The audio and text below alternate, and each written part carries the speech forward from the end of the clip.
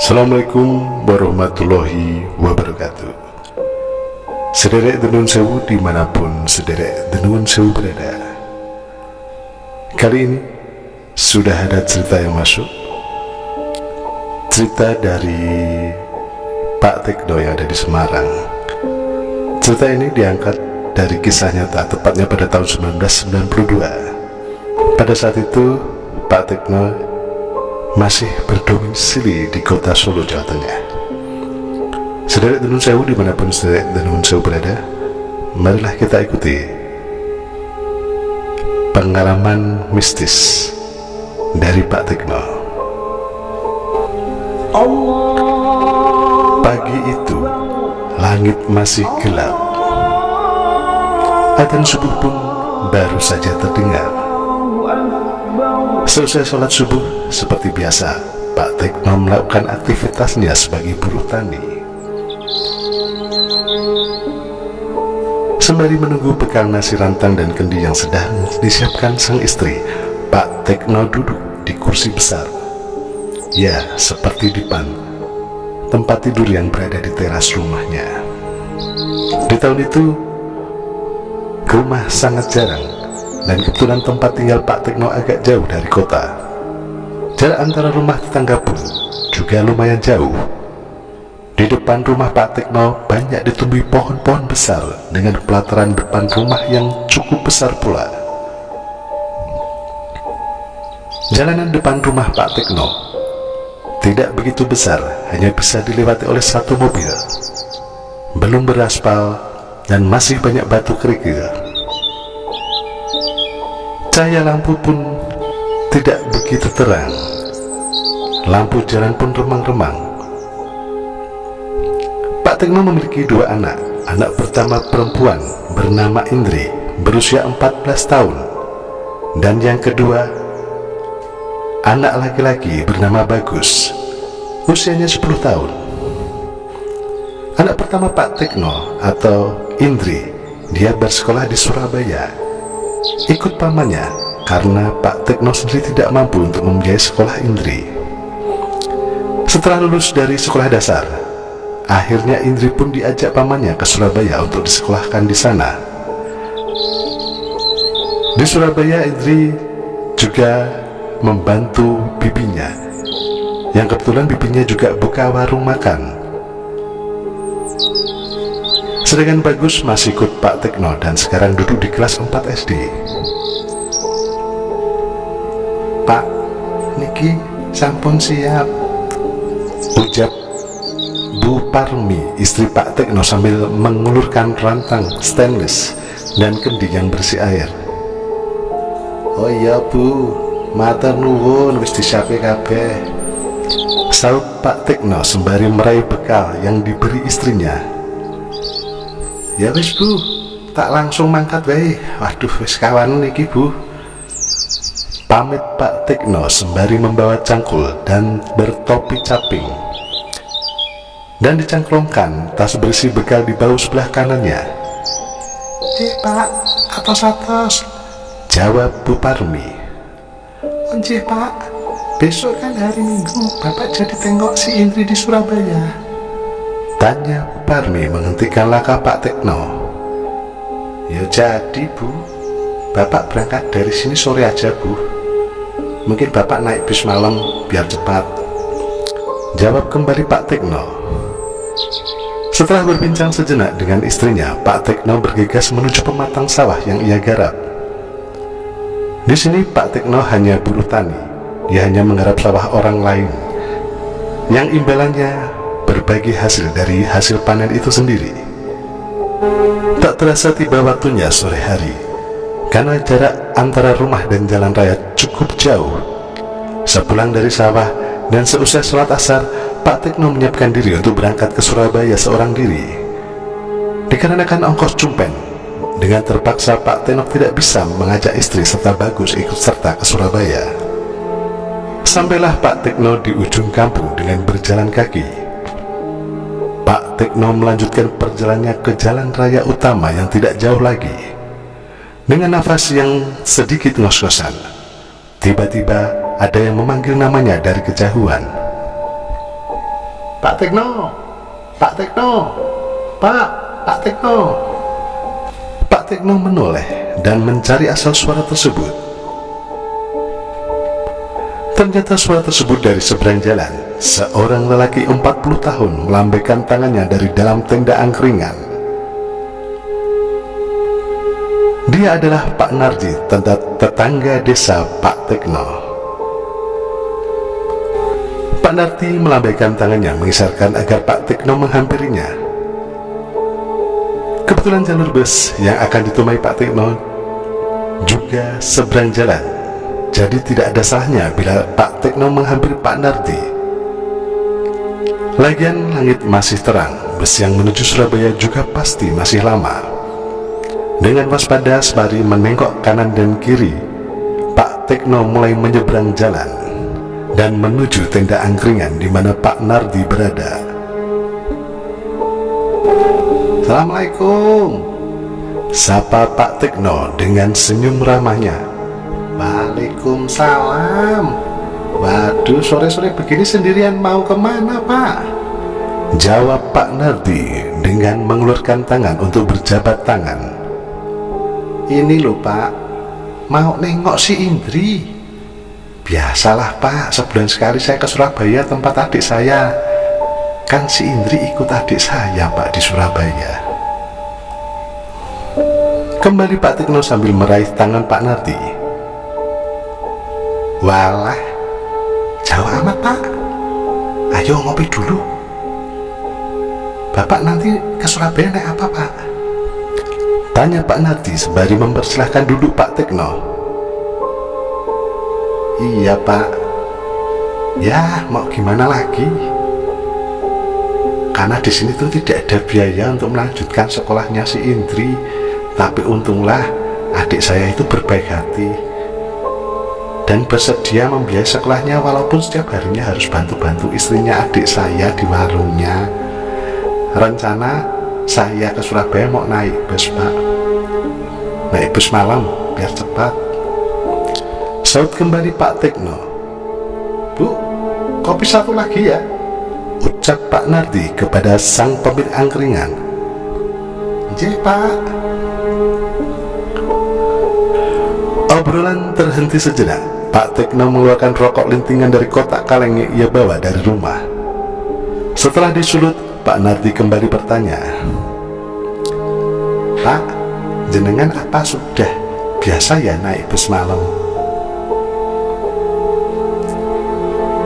Sebenarnya sih tidak Pak, baru beberapa kali saja saya naik bus malam. Lah emang kenapa Pak? Jawab Pak Tekno. Niki kopine Pak. Diulurkan segelas kopi dari sang pemilik warung, kemudian berlalu pergi. Hati-hati Pak, jangan buru-buru naik bus. Ya dilihat dulu busnya, jangan asal naik. Soalnya beberapa bulan yang lalu tuh tersiar kabar bahwa ada bis hantu, ucap Pak Nardi sembari berbisik mendekat telinga Pak Tekno. Alah Pak, itu kan hanya isu yang belum tentu kebenarannya toh, jawab Pak Tekno sambil tersenyum kejut. Kemudian Pak Nardi mengalihkan pembicaraan mereka. Omong punya omong, tak terasa obrolan mereka cukup lama, bahkan sampai kelewat maghrib. Seusai adzan maghrib, ada seseorang pemuda dengan mengendarai motor CB yang ternyata putra Pak Nardi yang bernama Setio. Setelah motor diparkirkan, pemuda itu mulai berjalan masuk menuju tenda angkringan. Masih dengan posisi dia berdiri sambil menundukkan kepala tanda memberi hormat, dia berkata, Bapak, wonten dawuh saking ibu, Bapak diatur kundur amargi eyangkung menika rawuh. Weh, ya le Pak Tekno, nuwun sewu, saya tidak bisa menemani panjenengan sampai naik bus. Walah ini kok malah disusulin, karena ayah saya itu berkunjung ke rumah saya, sahut Pak Nardi dengan menepuk bahu Pak Tekno.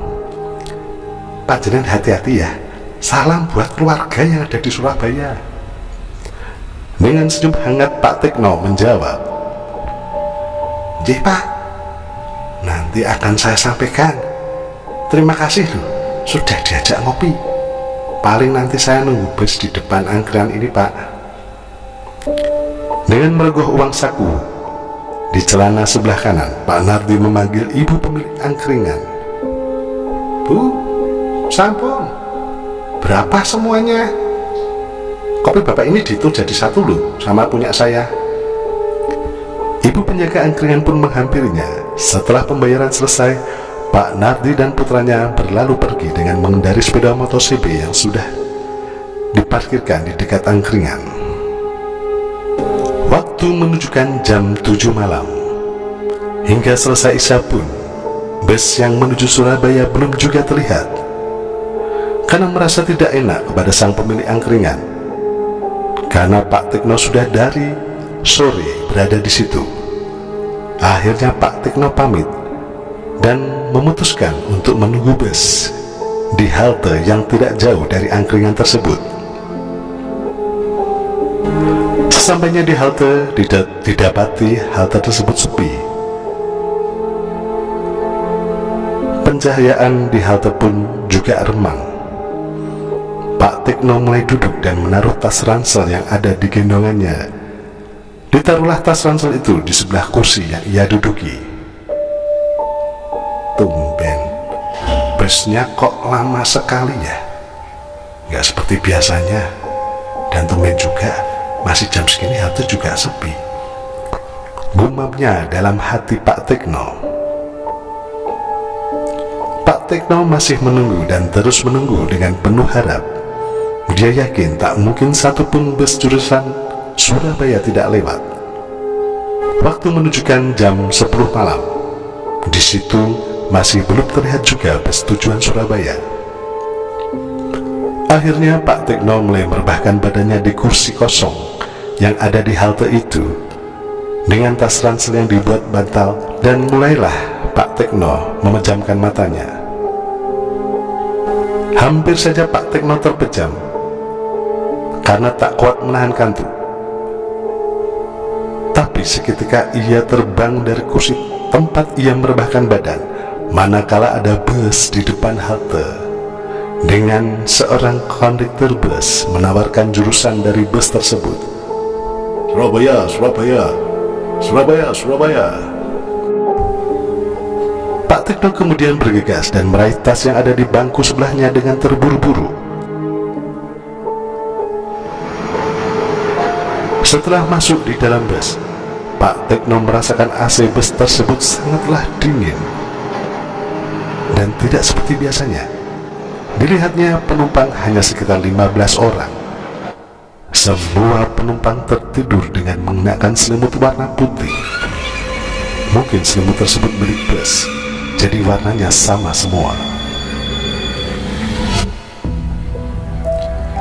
Sambil menuju bangku kosong yang ada di deretan kanan barisan ketiga, Pak Tekno melirik jam yang ada di pergelangan tangannya. Dilihatnya tepat pukul 12 malam. Pak Tekno pun duduk sendiri, mulai diarahkan mata Pak Tekno pada sekeliling ruangan bus tersebut. Suasana bus sangat sepi, tidak ada obrolan sama sekali. Semua penumpang tertidur. Karena posisi sang supir agak jauh dari tempat Pak Tekno duduk, dia hanya bisa melihat konduktor bus yang tatapannya kosong melihat ke arah depan.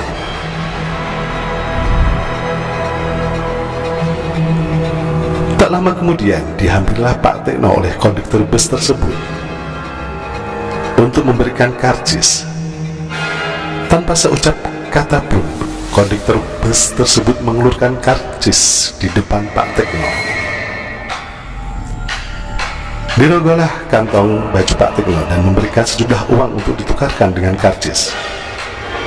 Setelah memberikan karcis dan menerima uang Pak Tekno, konduktor itu pun berlalu dari hadapan Pak Tekno. Waktu itu Pak Tekno merasakan capek dan kantuk yang tak tertahankan. Akhirnya Tertidurlah Pak Tekno di dalam bus.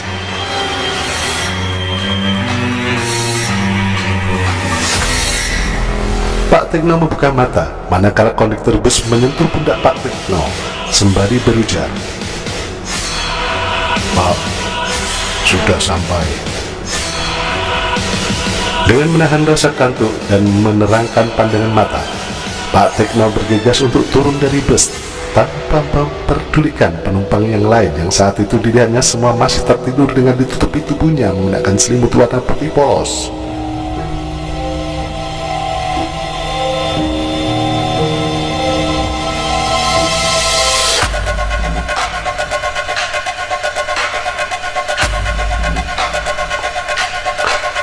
Seturunnya dari bus, Pak Tekno mencari tempat duduk untuk memulihkan rasa kantuknya sebelum melanjutkan perjalanannya. Dilihatnya ada bangku panjang yang berada di dekat pos Satpam Terminal Surabaya. Pak Tekno berjalan ke arah kursi tersebut.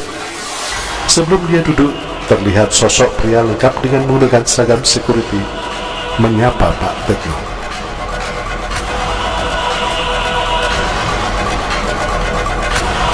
"Selamat malam, Pak.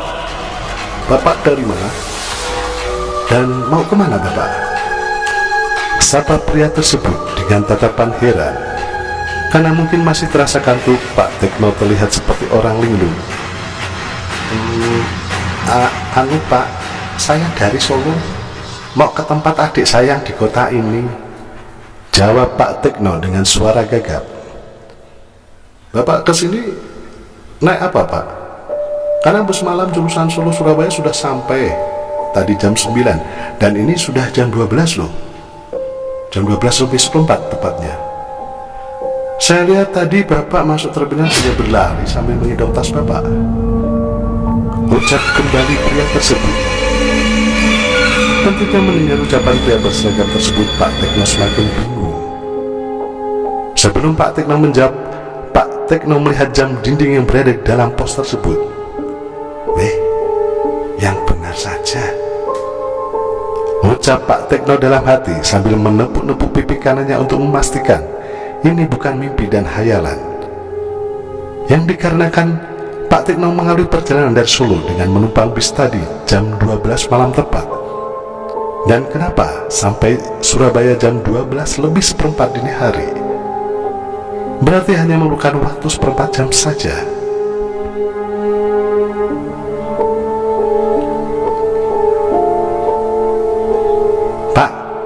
Saya itu naik bus dan berhenti di depan pembatas jalan, persis di depan pos ini loh.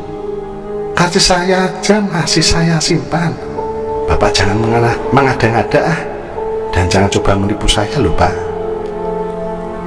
Pak Tekno membantah ucapan pria tersebut dengan nada kesal dan merogoh saku bajunya untuk mencari-cari kertas karcis yang Pak Tekno kantongi. "Loh, ini lupa kartisnya.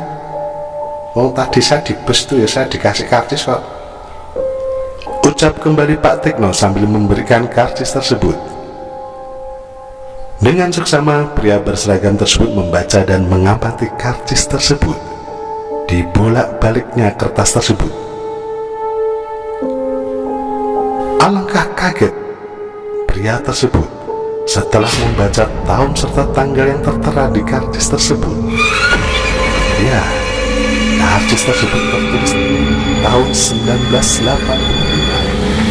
Semakin kaget melihat perusahaan otobus tersebut yang lama sudah tidak ada, dikarenakan di tanggal yang sama pada karcis itu tertulis bus tersebut mengalami kecelakaan. Terlihat pria itu begitu sangat shock dan bingung, ditambah ada percikan darah yang ada. Bapak silahkan istirahat dulu di dalam pos. Di pos ada teh yang masih hangat di dalam teko serta gelas kosong, Pak.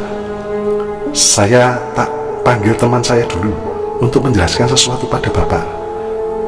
Bapak jangan kemana-mana ya, tunggu saya kembali, pinta pria tersebut pada Pak Tekno sembari bergegas untuk mencari seseorang.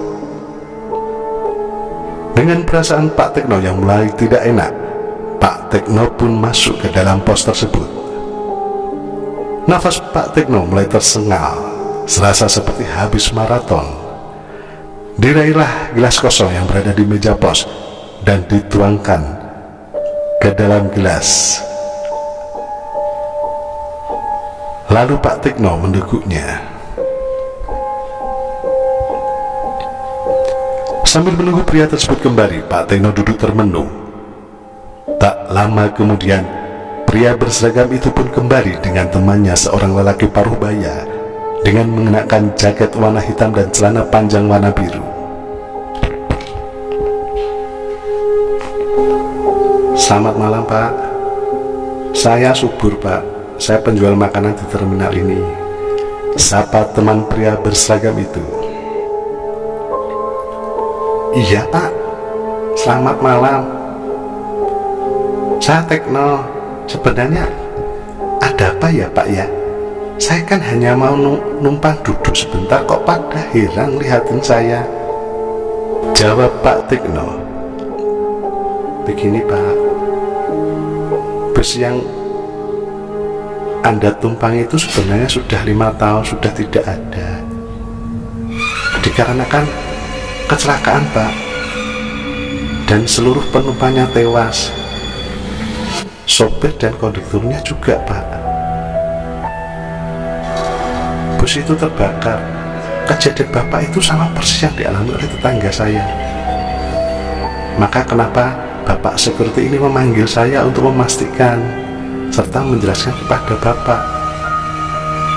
Saya juga melihat tadi Bapak berlari masuk terminal dan berhenti di pembatas jalan itu. Memang seperti itu, Pak. Tapi bus dalam tanda kutip itu tidak pernah mencelakai orang. Jelas Pak Subur dengan nada menenangkan. Inna ilahi wa inna ilahi raji'un. Astagfirullahaladzim. Semoga amal ibadah dari semua korban bus tersebut diterima di sisi Allah Subhanahu wa Ta'ala. Jawab Pak Tekno dengan mata berkaca-kaca. Malah pantas saja terasa aneh di dalam bus, dan pengalaman ini tidak akan bisa saya lupakan, ucap Pak Tekno dengan haru. Tiba-tiba Pak Tekno hilang keseimbangan, matanya kabur dan badannya terasa ringan. Tak lama kemudian pandangan menjadi gelap. Akhirnya Pak Tekno terjatuh pingsan tak sadarkan diri.